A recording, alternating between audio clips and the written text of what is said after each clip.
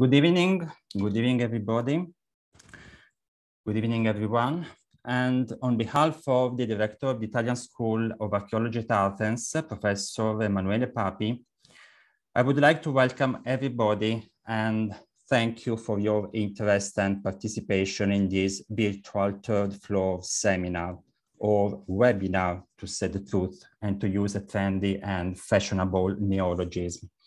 As a matter of fact, the seminar was originally taught as an in-person event, like the previous ones by Dr.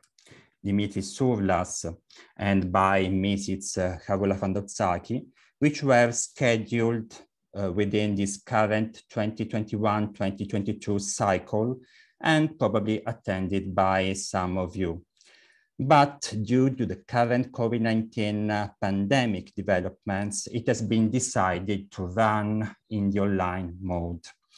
However, I'm sure this will not prevent all of us from enjoying the lecture and eventually discussing on its main topics. As for this, I kindly ask you to use the raise hand function at the end of the lecture in order to ask any questions you might have.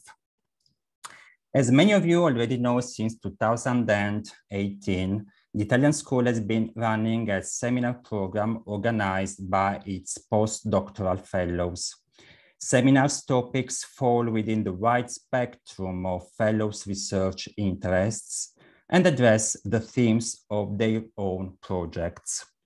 Providing opportunities for debate and discussion is among its main aims.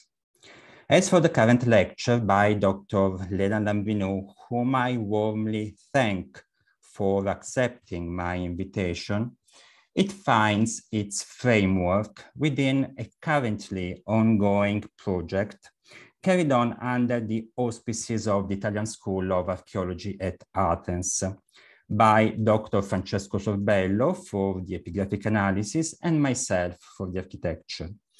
This project, labeled Corpus Inscriptionum Atenarum ad Epistilia Pertinentes, aims at building up a corpus of inscriptions engraved on epistyles, widely meant as such, that is to say, both simple architraves and joined architrave-frieze items, mainly from public building of Athens in the period spanning from the 4th century BC and up to late antiquity. The topic focusing on the way how inscriptions and architecture are related one to the other is not new at all. Already in 1965, within the volume dedicated to Anastasios Orlandos, Charles Picard published an important and interesting article, which was gathering some inscriptions on entablatures of public, religious, and civic buildings in the ancient Greek world. However, it's in more recent times that a wide interest on this subject has arisen, sometimes also connected with new analytical trends focusing on the perception of buildings from the viewer's or the mover's perspective within the built cityscape of an ancient city. So far, several contributions have been published in the last 2 decades. And just to mention some of them, the articles by Gretchen Amholz, published in Hesperia 71 in 2002, Edmund Thomas, published in 2014, and Yannis Milonopoulos, published in 2020, make really clear the important role played by inscriptions within the monumentality of a building. As a matter of fact, inscriptions on monuments can be considered, quoting Thomas' words, the medium between a potentially monumental building and its audience.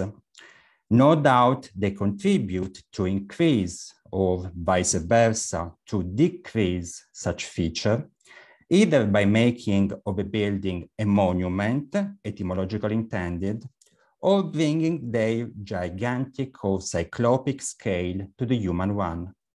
Moreover, as the same scholar argues, Writing and architecture were mutually reinforcing activities in the ancient world, and the collapse of one endangered the whole. Thus, it is not only a matter of providing data about the construction of a building, its chronology, patterns, function, dedication, sometimes building constructions, and so building construction costs, and so on, which, of course, is already of paramount importance for the modern architectural historian, especially when the inscription represents the only extant trace of an otherwise totally unknown or disputed ancient monument. But actually, it is much more than this. It is a matter of monumentality, as resulting from the combination of inscribed texts on architectural members, indeed, and architecture itself. Of course, if one excludes those cases for which the carved inscription represents the voice of otherwise unspeaking architectural members, as shown by this column base in the Artemaison of Sardis, or by the famous orrery of the Athenian Agora, or when it displays the signature of the craftsman who has produced them. Moreover, the inscription can emphasize the decoration of the building, being itself an ornament via its signifier and the features of its lettering. Letters and actually employed alphabet that, before reaching the stage of understanding the meaning, can already visually reflect as a mirror the political atmosphere or the historical background, being a clear message on their own, as it is, for example, for the inscriptions of the market at Leptis Magna, in Latin on the external facade, but translated into the local Punic characters for the Leptitans who were experiencing its inner space. Within this theoretical framework, the current lecture will offer, I'm sure, very interesting insights, epigraphic, historical, architectural, and topographical at once, by presenting some new interpretations of the so-called Diogeneion inscription. And we thank for this our speaker, Lena Lamprinou, of the Greek Ministry of Culture and Sports. Lena is an architect archaeologist employed by the Acropolis Monuments Restoration Service. She has been a member of the Parthenon team since 2000, responsible for the restoration of the North Colonnade between 2001 and 2009. She has also supervised or contributed to other Parthenon projects, Pronaos, West and South Walls, Parthenon Cellas, column fluting, and prepared the study published in 2015 for the pending intervention on the Parthenon Cellas West Wall. In the past, she has served as a field architect for many Greek and foreign excavations, and as a supervisor for archaeological documentation for the Atene Metro Company during their construction of the new metro stations in Athens. Lena is an active researcher and scholar, and she has published extensively, including contributions to Blackwell's A Companion to Greek Architecture, 2016, and Builds New Directions and Paradigms in the Study of Greek Architecture, 2020. She also enjoys teaching, having taught an archaeological documentation course at the University of Athens between 2003 and 2014, and having frequently lectured on site for visiting groups of scholars, specialists, and students during her 2+ decades with ISMA on the Acropolis. Lena's own professional interests include Greek archaeology and architectural history, the theoretical background behind contemporary restoration practices, and most recently, Hellenistic Stoa buildings and the later evolution of the Doric order. Her doctoral dissertation at the University of Athens concerned the late Roman repair of the Parthenon and was successfully defended in 2015. As a postdoctoral fellow at Harvard University Center for Hellenic Studies and the German Archeological Institute, Lena was able to further pursue her study of Pan-Aegean regional influences on the Doric order in the Hellenistic era. Currently, she is preparing a new study for the implementation of the restoration works as part of a soon-to-launch intervention on the Parthenon cella south wall. Lena, the stage is yours. Thank you very much, Giuseppe. Very nice to be with you tonight. And thank you for the invitation. I would like to share my screen now.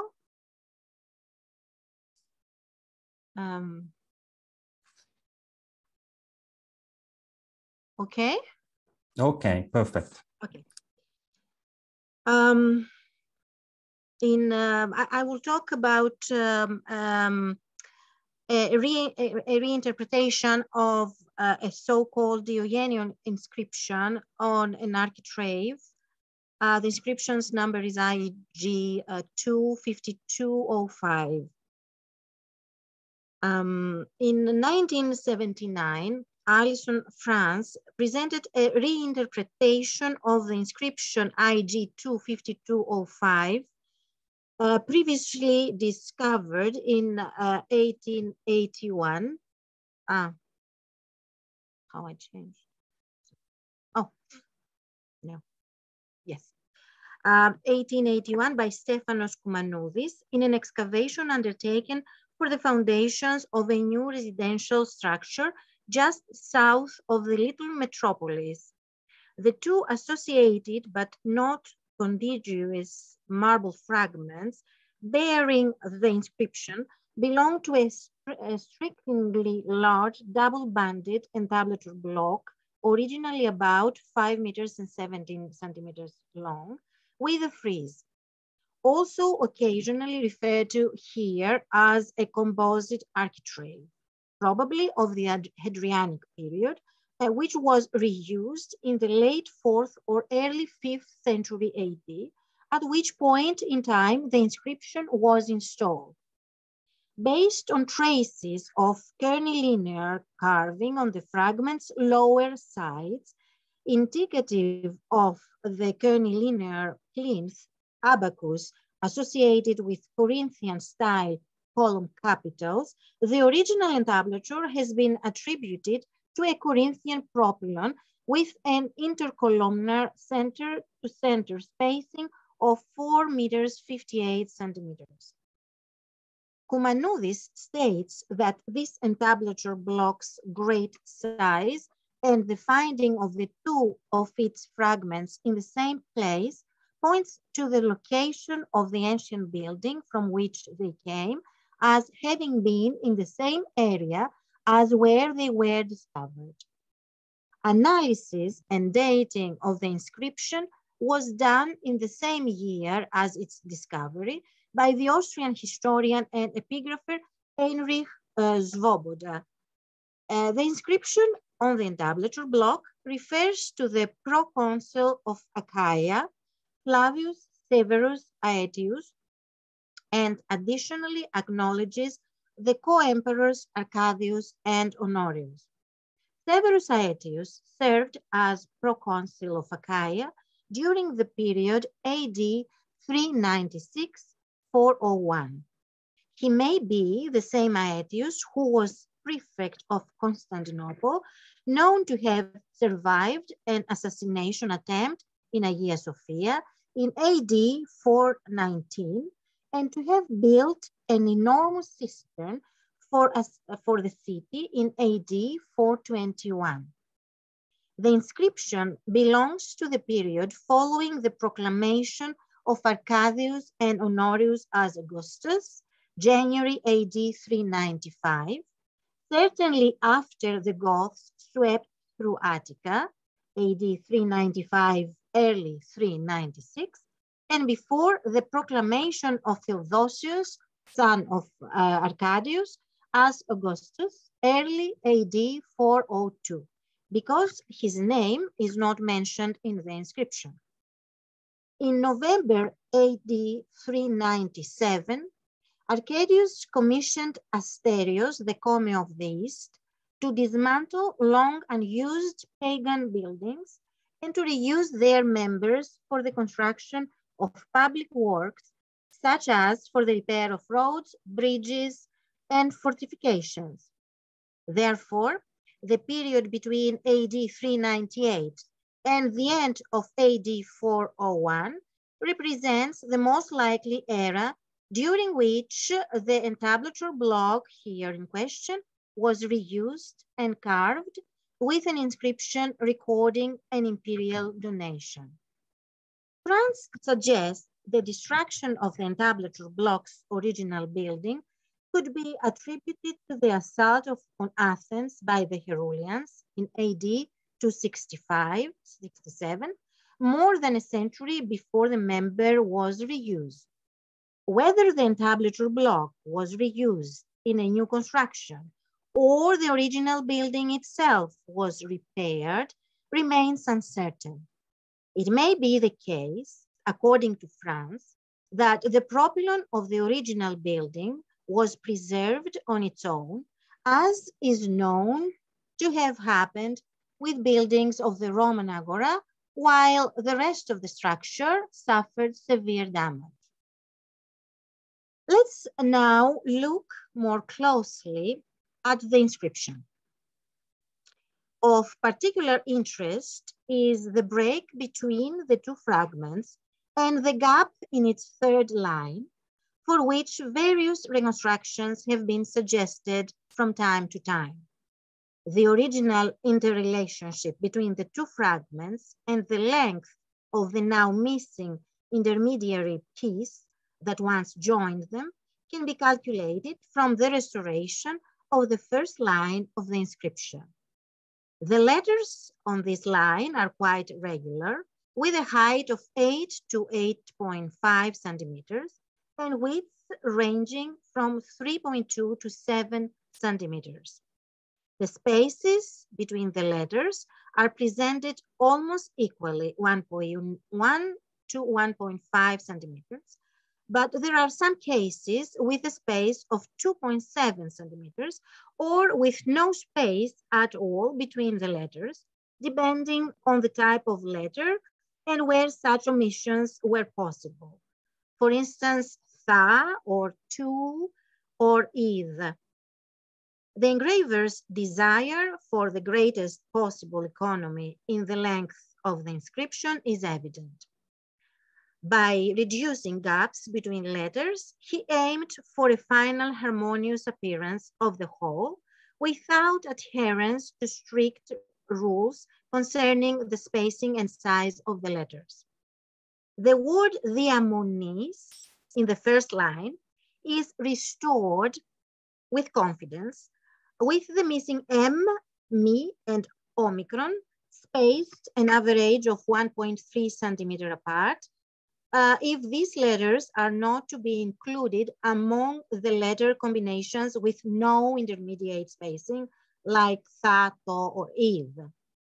The restoration of these two letters allows us to understand the exact interrelationship of the two fragments.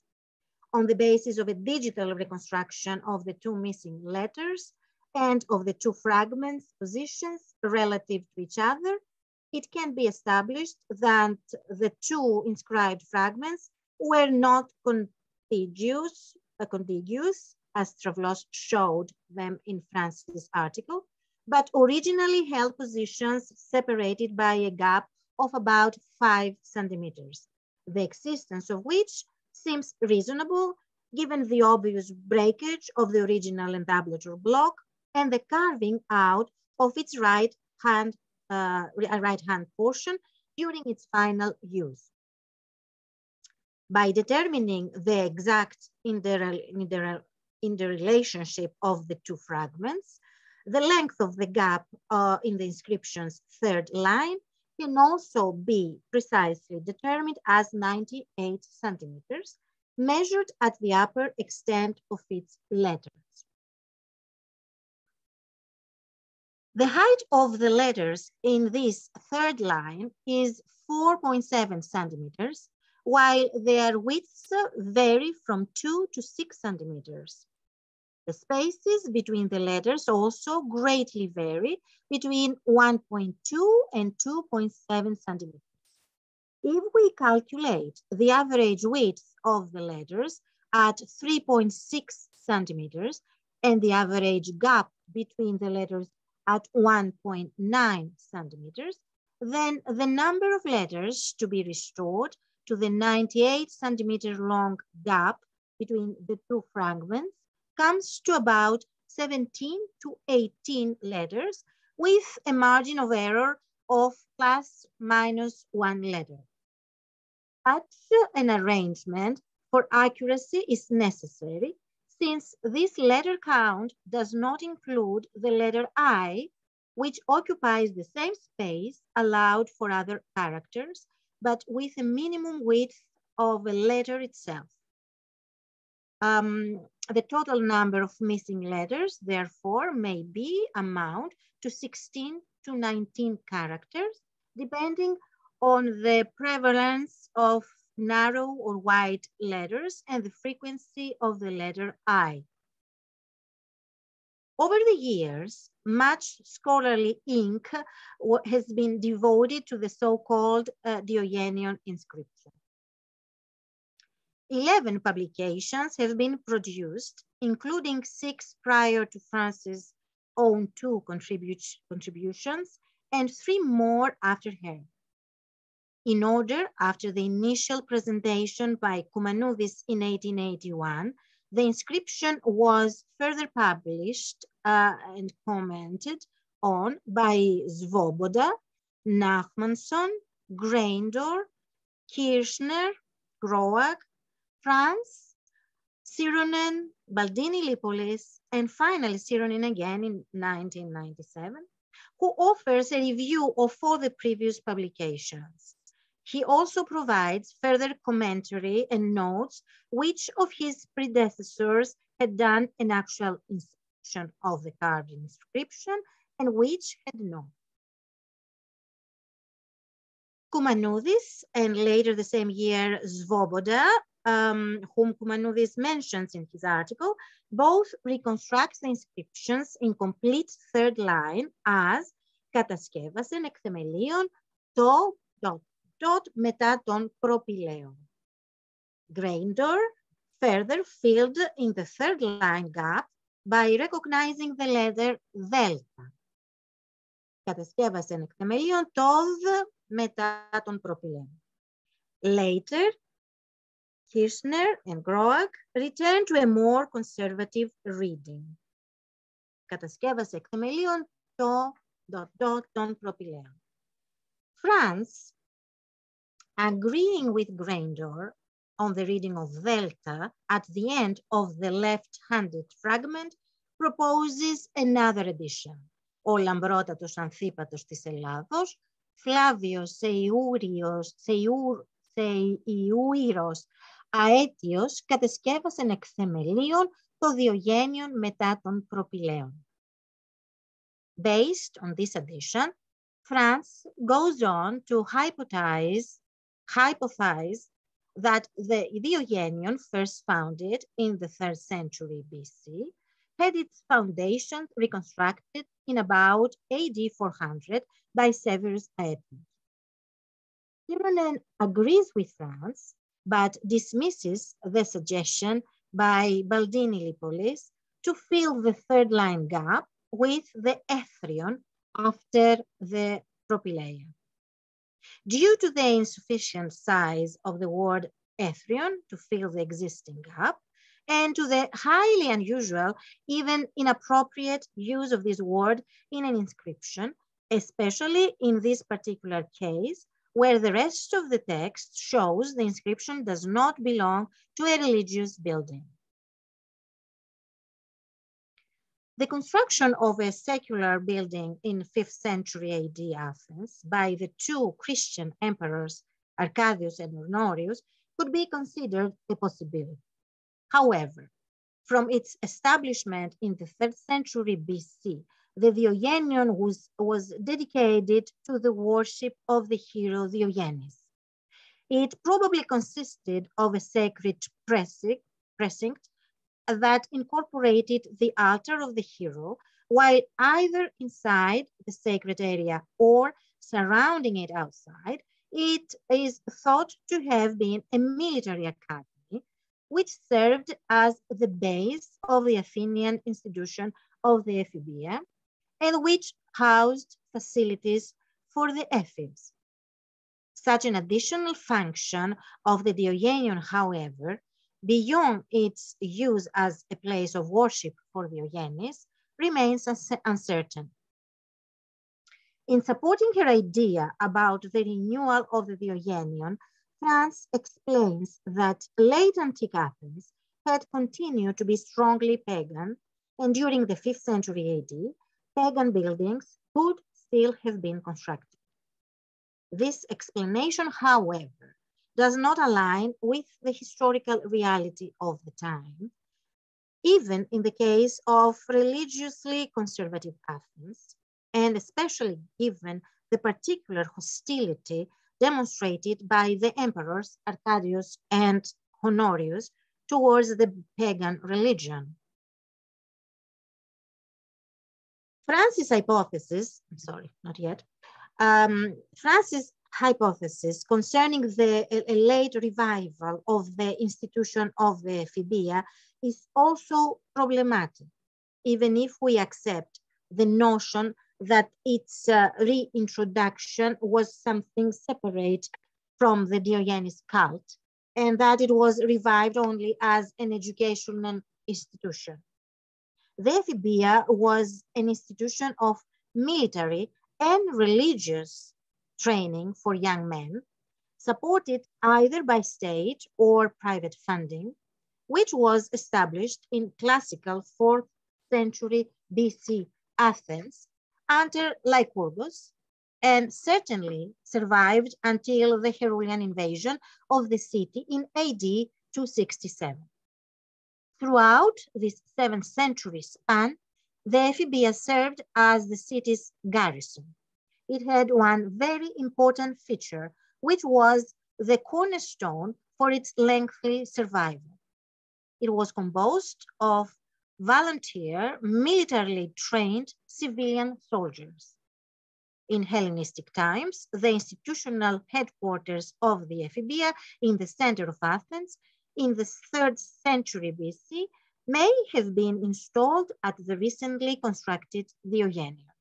Later, although under Roman rule, the Ephebeia continued to be a volunteer force of militarily trained Athenian citizens.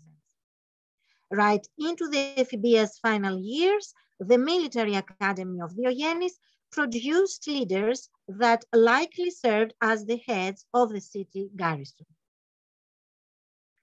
The institution of the Ephebeia never lost its luster over the centuries, but ultimately disintegrated in the last decades of the 3rd century AD, when customary practices and economic circumstances changed, and the role of guarding the city was taken over by Roman imperial troops.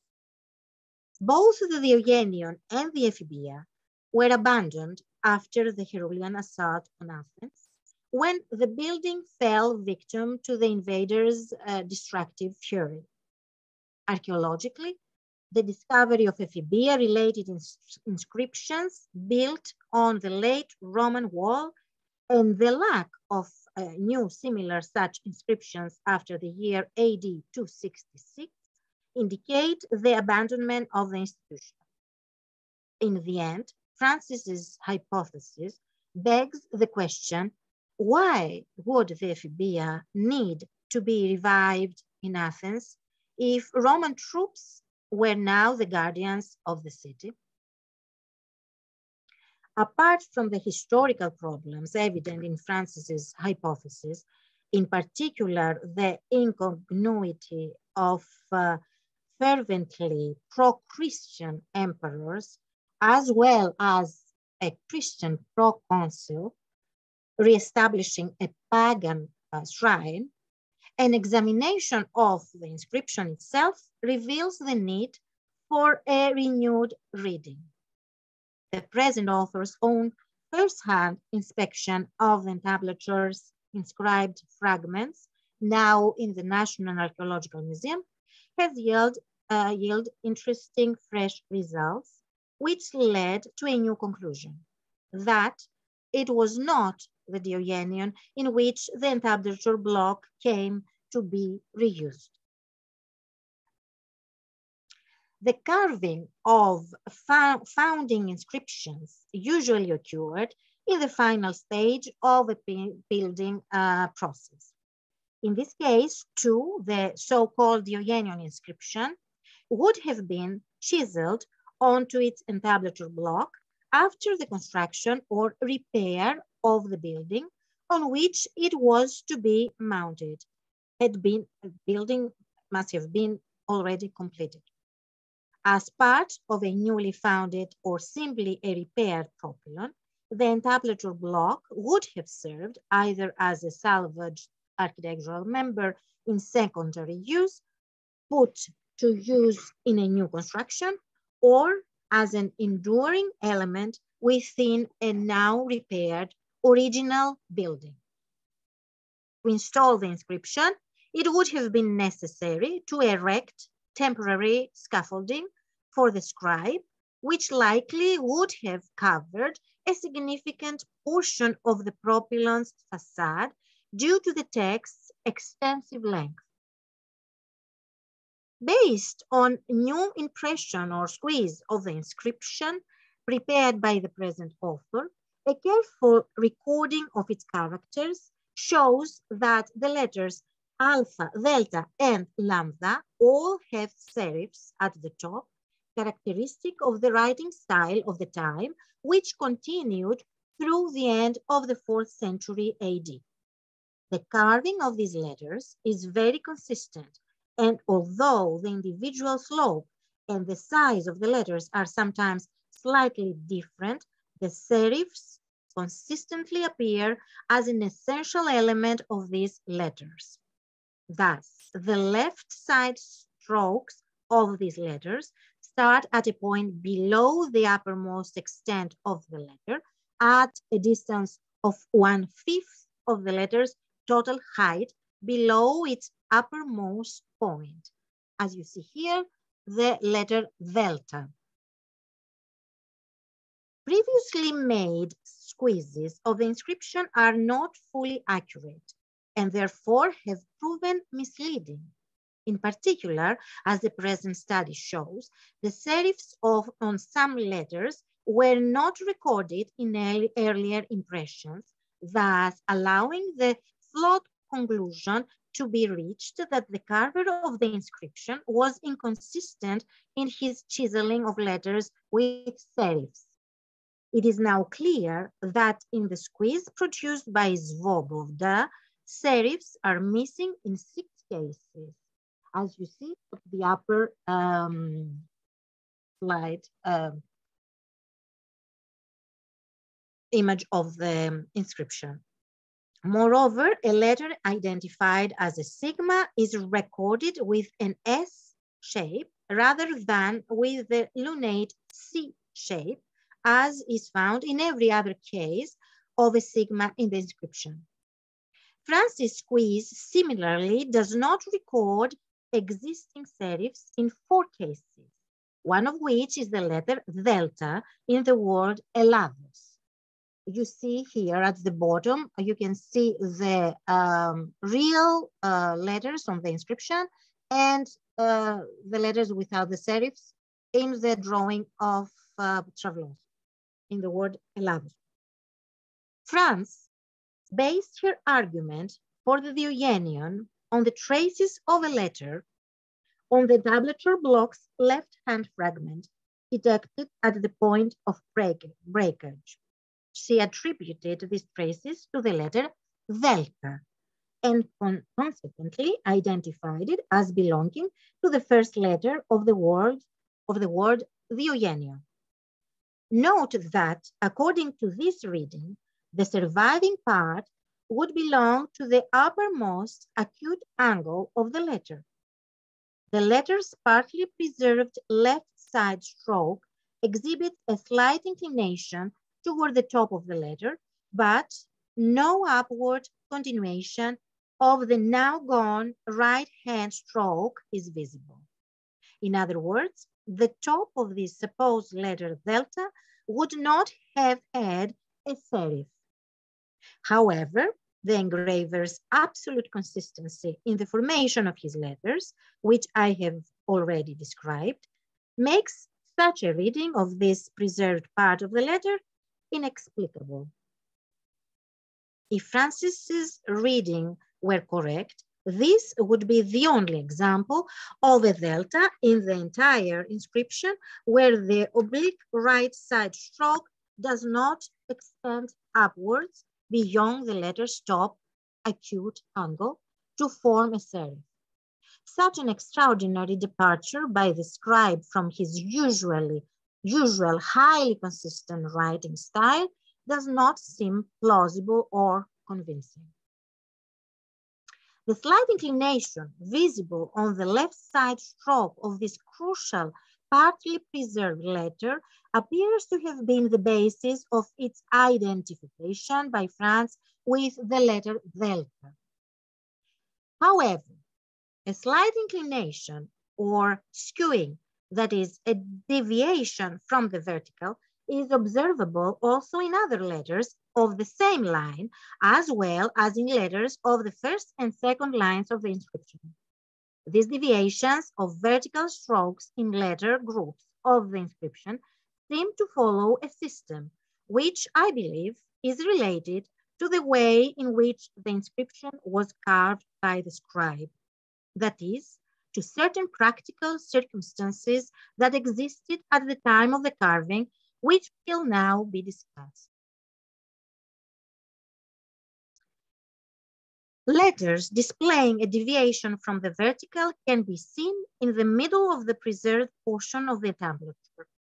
This observation may allow us to conclude that the construction and size of the scaffolding erected to carve the inscription can be linked with the way in which the letters were ultimately inscribed onto the entablature.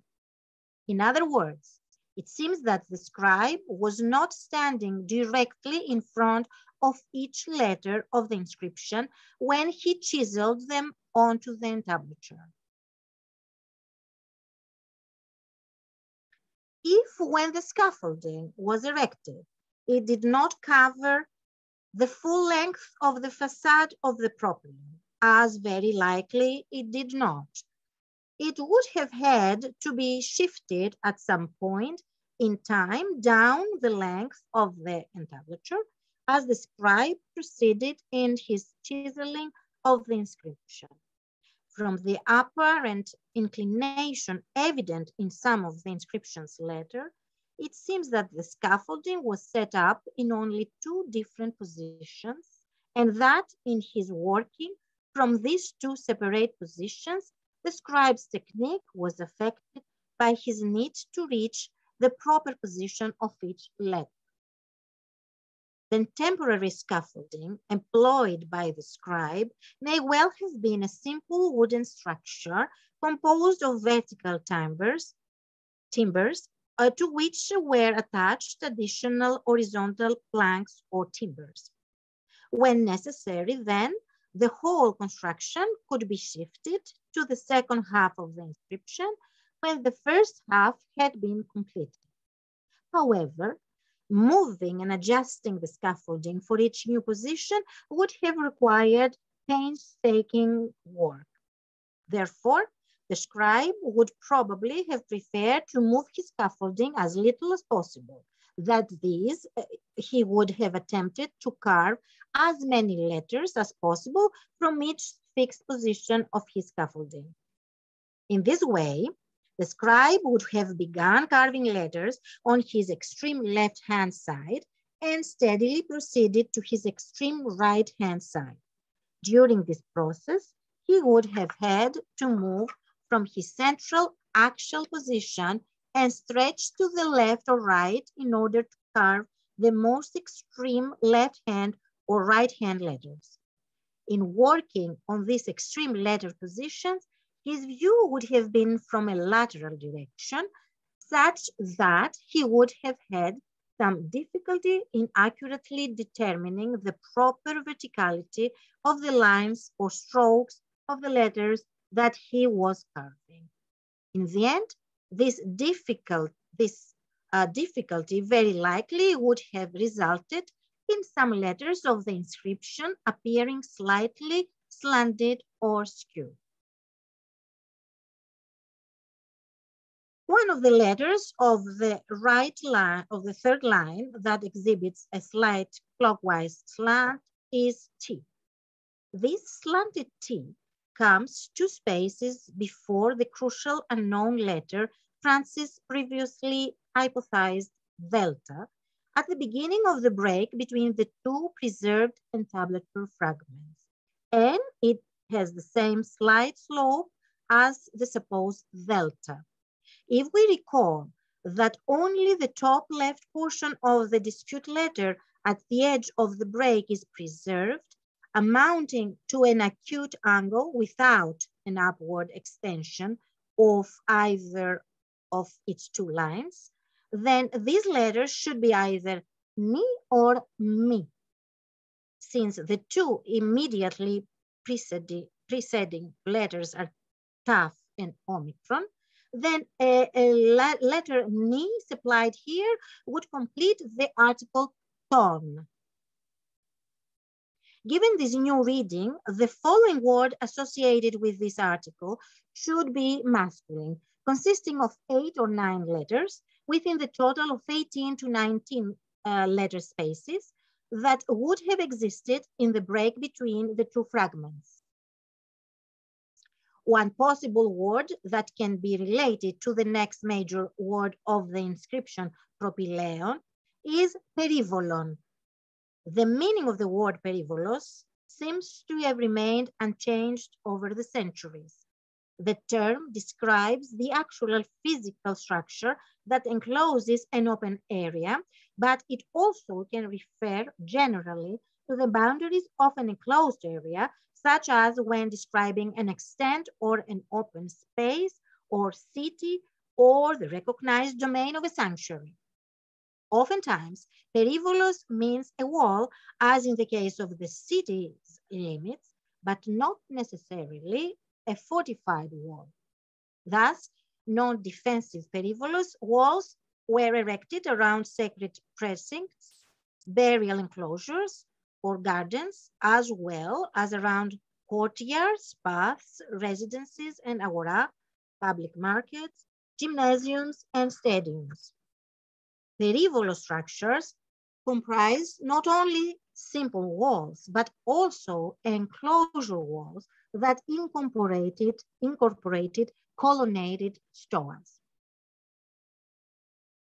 If this new reconstruction is accurate, then inscription IG 25205 may read as follows: Υπερνίκης και σωτηρίας και αθανάτου διαμονής των δεσποτών της οικουμένης, Φλαβίου Αρκαδίου και Φλαβίου Ονορίου, των αητήτων Αυγούστων, ο λαμπρότατος Ανθίπατος της Ελλάδος, Φλάβιος Θεουήρος Αέτιος, κατεσκεύασαν εκ θεμελίων των περίβολων μετά των προπυλαίων. The present analysis makes it clear that this fragmentary inscription is not associated with the Diogeneion, but probably with a perivolos or peristyle of some other public complex. The particular reference in the inscription to a propylaea is justified since the most prominent part of a perivolos or a peristyle is the propylaea. The inscription's mention of the construction being from the foundations up emphasizes that this was a newly founded building with reused material. From the end of the 3rd century BC, but especially from the 4th century AD, the exploitation of already fashioned architectural members from older buildings for the erection of new buildings represents the most common method of construction in late antiquity. The reuse of such spolia consisting of architectural construction of members from pre-existing ancient monuments was particularly popular in the construction of religious buildings in late Roman and Byzantine eras. In addition to the inscription's phraseology constructed from the foundations up, the mention of the names of the two emperors further suggests that this was indeed a new construction. According to a degree of AD 364, the mention of the emperor's name in inscriptions was mandatory in the case of new constructions subsidized by the public treasury. Only the case of repairs made to public buildings that stood within their jurisdiction could senators and local leaders exclusively put their own name on inscriptions without mentioning the emperor's name. The inscribed entablature block itself also provides evidence for its having been salvaged and reused in a secondary structure. On the block's upper side appear traces of two types of joinery. In the corners, there are two sockets for large squarish pegs, typical of the 3rd and 4th century AD. Not preserved, however, is the associated channel that would have been used for the filling in of the socket with molten lead. Beside the left-hand socket appear two more small cuttings for rectangular fasteners, gonfi, which still retain traces of iron and lead joinery. Near the right-hand socket can be seen a deep cutting for another rectangular fastening. A fourth nearly square socket is positioned in approximately the middle of the block, aligned with the other cuttings. The traces of iron preserved in these cuttings show all once held fasteners.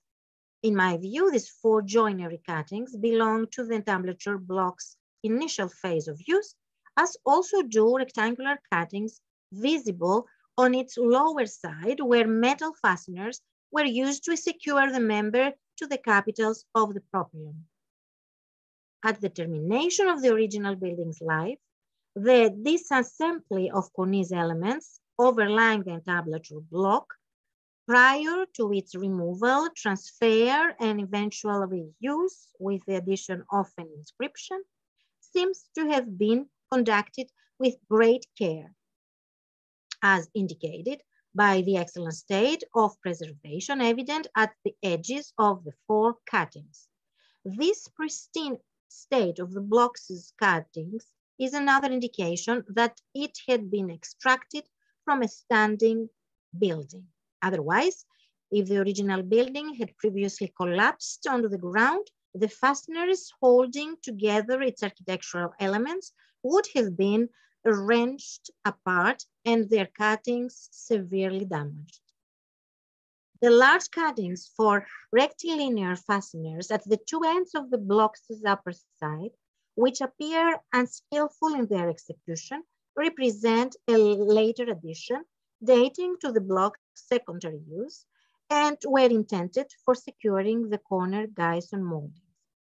The distinctly oversized dimensions of these large cuttings reveal that during the process of assembly or reassembly of the entablature's element, the builders did not feel the need to calculate precisely for the attachment of fasteners. Also, the lack of other cuttings on the entablature block's upper side does not necessarily indicate that during the reuse phase, the middle portion of the overlying cornice consisted of a single monolithic block, as Franz suggested. Traces of original intermediate fasteners are visible, and this section of the cornice may have been composed of multiple individual members. In the end, as the original portion of the entablature block has not survived, all that can be tentatively concluded is that the middle cornice blocks were probably not secured with joinery during the entablature block's secondary phase of use. On the anterior face of the entablature block, in the upper zone of its double-banded architrave, another cutting for a clamp is preserved, while on the back of the block, a further cutting for a second equivalent clamp can also be seen. The anterior clamp was clearly installed at a later date than the inscription because its carving has impinged upon the inscription's letters.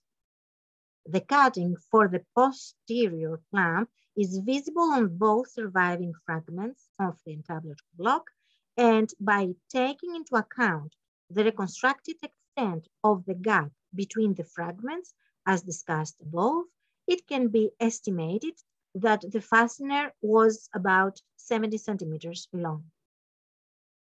The anterior clamp seems to have been of similar length, although only 14 centimeters long portion of its cutting survives on the right-hand fragment. In my estimation, these clamps were installed as reinforcements, essentially as large staples, which spanned a crack transversely crossing the block's anterior face. The inscribed block could not have been cracked through completely at this stage because it would have been impossible using only these two fasteners to satisfactorily clamp together the two broken sections of such a large member. It seems, therefore, that the crack appeared in the tablature at some moment in time after the inscription was carved, at which point the two reinforcing fasteners were attached. It is worth noting that no fastener was installed at the bottom or top of the entablature block, which statically would have been more efficient.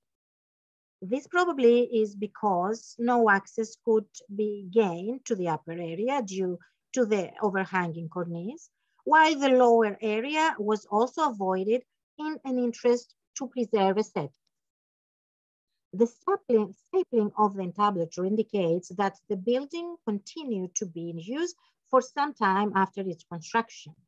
When the propylon did finally collapse, the entablature block split into the two large fragments we see today, but not along the pre-existing crack, which was still secured by the two clamps. Instead, the member broke slightly to the left of the existing crack at exactly the point of insertion for the left end of the anterior staple, a common point of fracturing, judging from comparative evidence of similar cracks in other architectural members. In the medieval era, the entablature's two fragments were used as common building material in the foundations of a house near the metropolis church in the Plaka district, where they were rediscovered in 1881. The transportation of architectural members for reuse, even of heavy members, was common practice during medieval times in central Athens.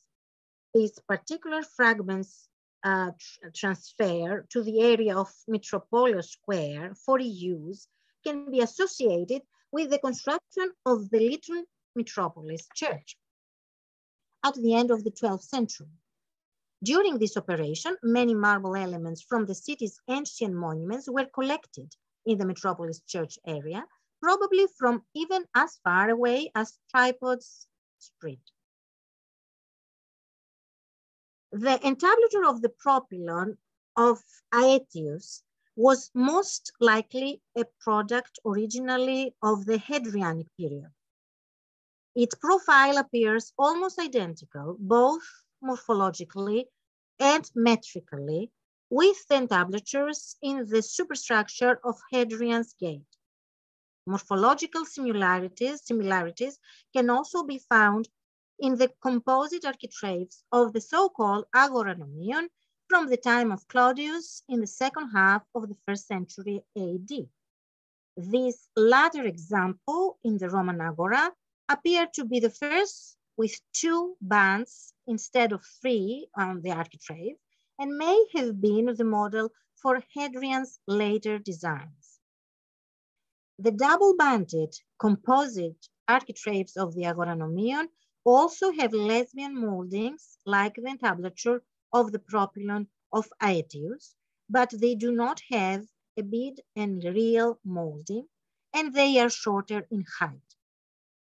The monument of Philopappus, built around AD 114 to 116, also features a double-banded entablature, a decade before the works of Hadrian, on which the Philopappus monument may have had a significant influence also.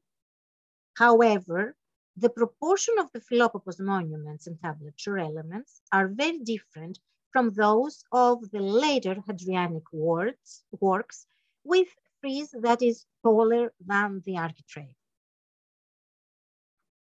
The temple of Olympian Zeus, the first of Hadrian's works in Athens, features double-banded entablatures on its inner colonnades, as well as on the interior facade of the entablatures of its surrounding external colonnade. Note that these have a lesbian molding, but no bead and real molding. All other Hadrianic examples have Ionic moldings on their entablature and bead and real moldings. Double-banded entablatures also appear at Hadrian's villa in Tivoli in the first quarter of the 2nd century AD, and in Rome in the mid-2nd century AD, for example, on the temple of Antoninus and Faustina. Given this consideration and constellation of evidence, I propose that the entablature now in question belongs to a public building of Roman Athens, constructed sometime between the second half of the 1st century AD and the first quarter of the 2nd century AD, but most likely around the end of that date range. Its striking resemblance to the design of Hadrian's Gate would indicate that the entablature's original building was produced by the same Hadrianic architect who, as Sisson has argued, must have built both Hadrian's Gate and library, as well as the propylon of the Olympian Zeus temple with its perivolous wall. These works date to the 5-year period AD 125-130. The sheer size of the entablature block, with its particularly long span of approximately 5.17 meters, clearly indicates that it belonged to a very important building. This can be concluded because even in Hadrianic times, finding quarried marble blocks of such great scale was exceptionally difficult. Thus, given the rarity of such a large entablature block, the building for which it was crafted must have been a major, highly regarded edifice. The propylon that contained this entablature block was this style and would have been the building's main gateway. Perhaps the building we are searching for, to which the entablature fragments originally belonged, was the Gymnasium of Hadrian, mentioned by Pausanias, but whose exact location remains unknown. In summary then, the large entablature block with its supposed, now disproven Diogeneion inscription appears originally to have been an element of an important public building of Roman Athens, perhaps the still somewhat mysterious Gymnasium of Hadrian. Around the end of the 4th century AD, this entablature block was carefully extracted from its original setting and reused in the propylon of a new perivolos or peristyle, as the inscription added at the time indicates, which was part of either a new or already established building, perhaps a bath or other functional building of the city, somewhere in the area of later Metropolis Square, whose construction or repair was sponsored by the emperors Arcadius and Honorius at the initiative of the proconsul Aetius. Finally, it is particularly intriguing that imperial favor was shown to the works on this late Roman peribulos or peristyle prior to the repairs conducted on Hadrian's library. This apparent prioritization of public works by Athenian authorities suggests that this building, whose propylon contained the entablature block with its much debated inscription, was considered more deserving and more important to the infrastructure of the city than its public archive. Thank you very much.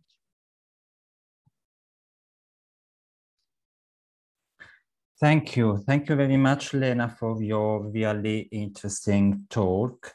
And I think that we can open the discussion session on the main topics of your interesting speech.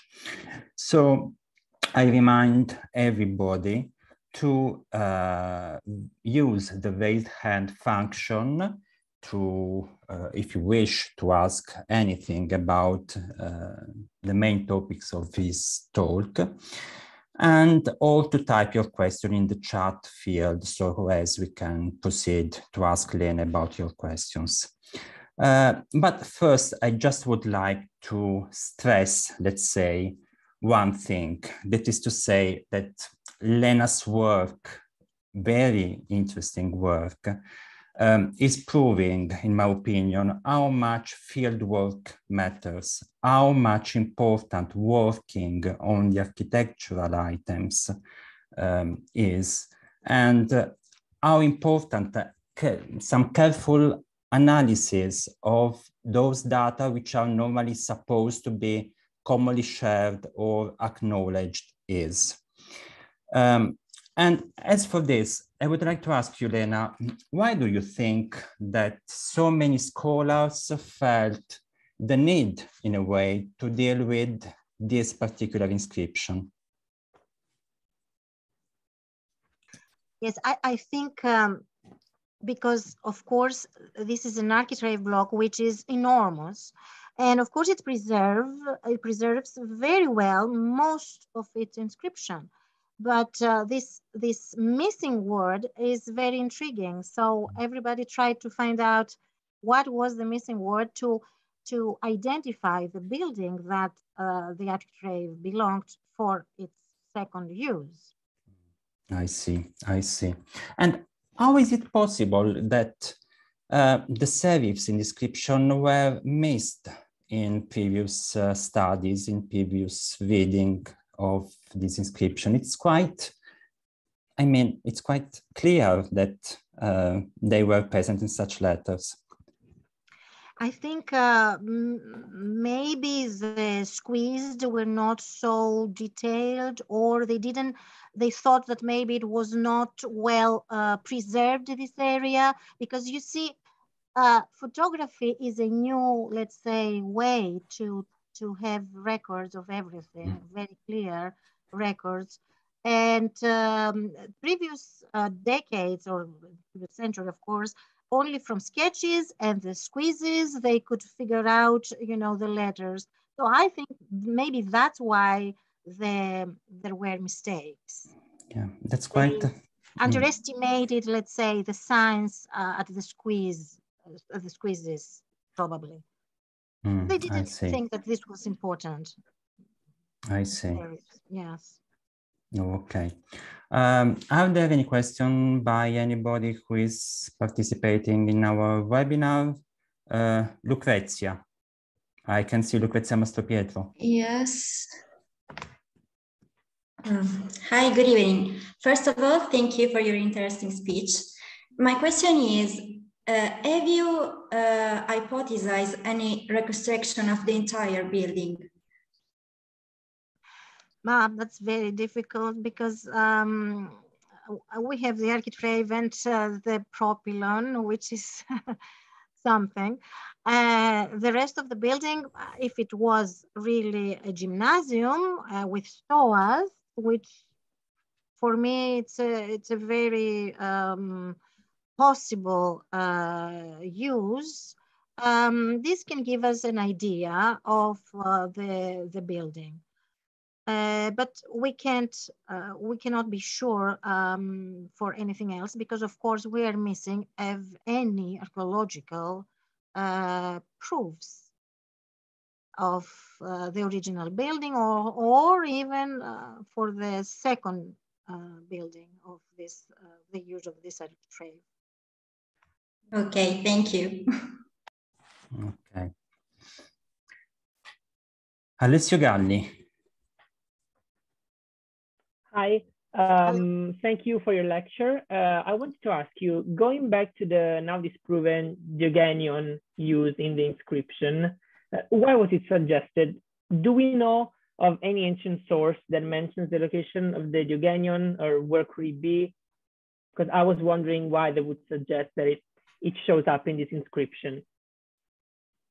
We have the inscriptions of the Katiforis Church, which inscriptions talk about the Ephibia, and I think one or two of them mentions the Diogeneion. Also, Pausanias mentions Ptolemaion and the Diogeneion. We have ancient sources and very few inscriptions naming the Diogeneion.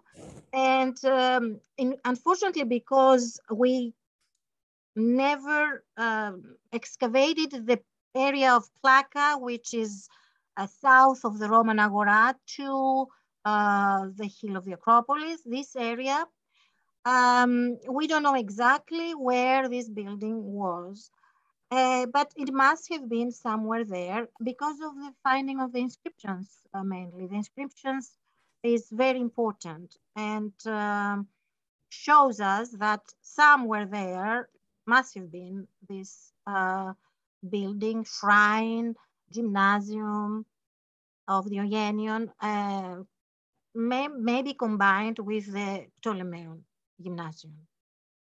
Thank you. Any other question?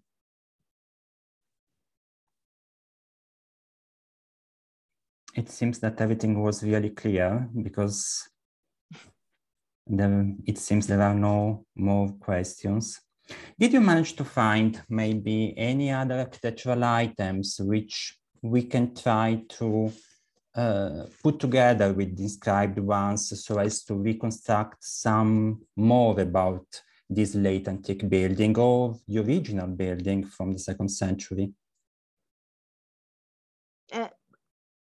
Of course, the question is if we would be able. What is your question? If you have managed to find any other architectural member which can fit our epistyles, so as to reconstruct the elevation of the building.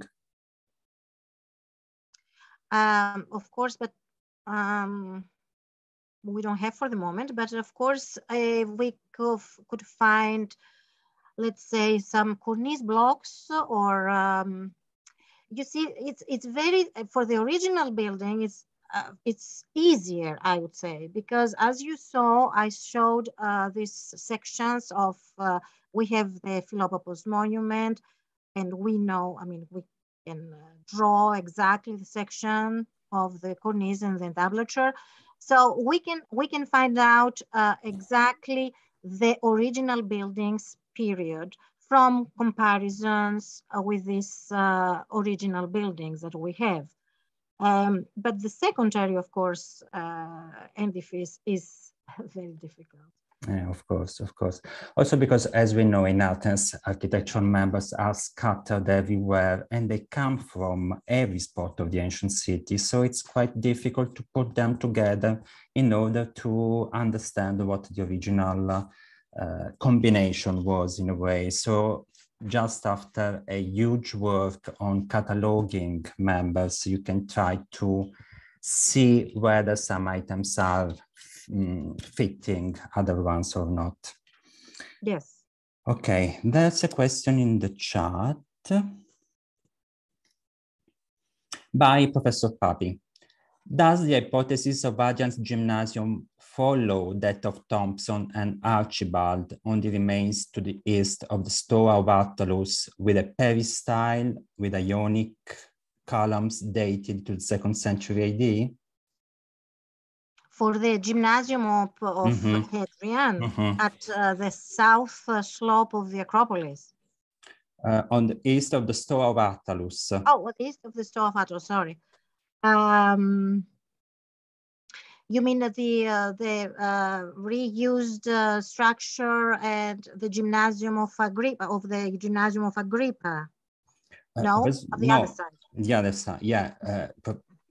Professor is asking whether this hypothesis of the Hadrian's gymnasium is following the one which has been suggested and proposed by Thompson and Archibald, that they found some remains to the east of the Stoa of Attalus with a peristyle and Ionic columns, which was actually dated to the 2nd century. The Pantheon of Hadrian, the so-called Pantheon of Hadrian. Yes. I don't know. It's a different structure, of course, but I don't, we have very, very few fragments from this structure, almost nothing. And of course, we have the foundations of the structure. Maybe we should work on that, because I haven't done the combination, the comparison of the dimensions of this structure with this architrave that we have. Yes. Okay. Okay. Any other question? No, it seems no. Okay, so I think we can close our webinar here. So we thank you warmly again, Dr. Lena Lamprinou, for accepting our invitation for this seminar. And I wish you everybody a nice evening. Bye. Thank you very much. Thank you.